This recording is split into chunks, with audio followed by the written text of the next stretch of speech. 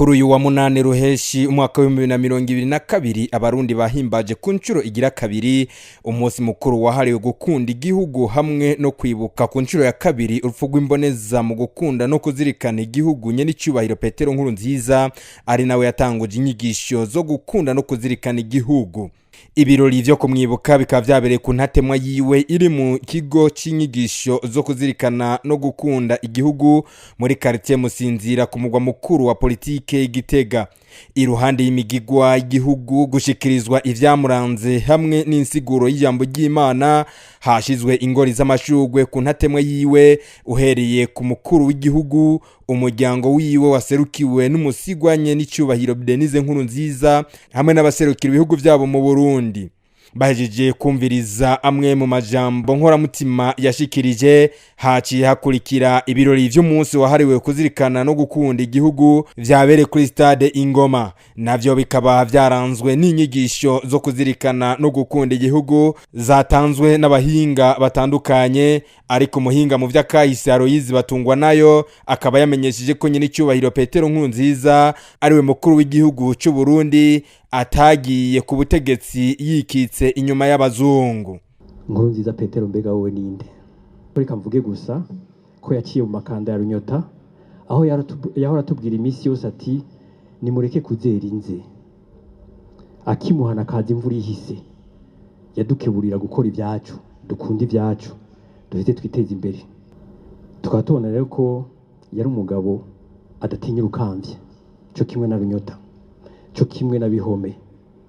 Jewe nararondeye mu bitabo maze kuronka gushika ubu nasanze ari umukuru w'igihugu wenyene yagarutse ku butegetsi ku nganji atanteko zo hanze zimuzanye.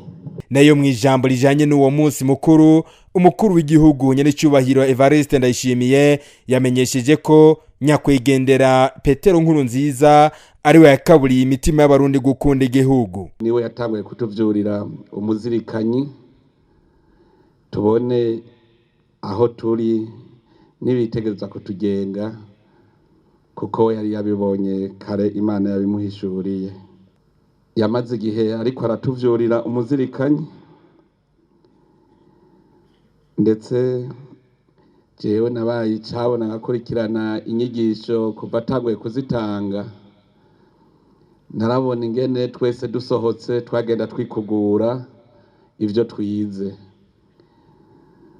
Mugabo kutwigisha cari kimwe, kubishira mu ngiro ikindi, kuko hajya umuntu yaramaze gushira mu muzirikanyi ivyiwe kugira bihindukize ashire mu ngiro ibindi bitwara umwanya munini.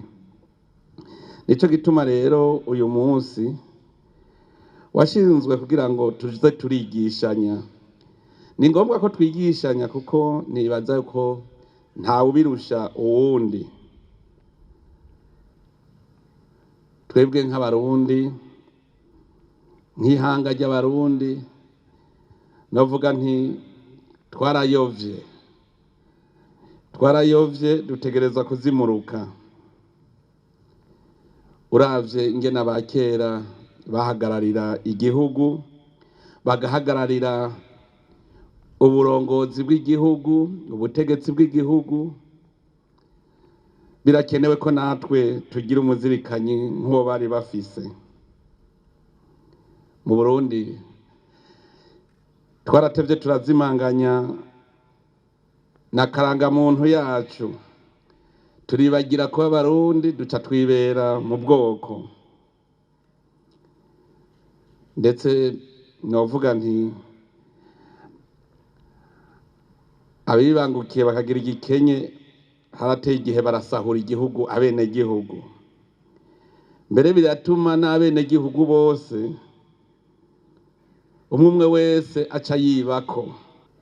Ndetse hariho babonye n'agatotezo kari kahari, hariho n'abatevye igihugu mucumenga barakizunukwa baragiheba. Nico gituma rero ubu turi mu nzira yo kwivyukiranya, kuko tugume twigishanya.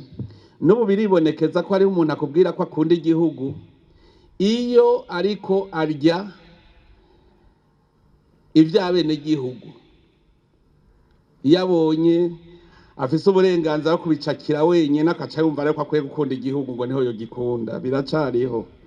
Ariko intambwe tugezeko ni intambwe nziza cyane, icyo gituma nagomba gukengurukira Imana mushobora byose, niyo yonyene yadushoboje kuko twese twasa n'abari bamaze kumugara.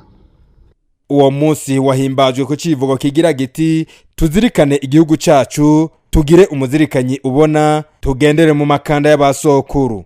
Umukuru w'igihugu Nyenicubahiro Evariste Ndayishimiye akaba yaciye asaba abaraho kumara umwanya bibuka Nyenicubahiro Petero Nkurunziza, imboneza mu gukunda no mu kuzirikana igihugu.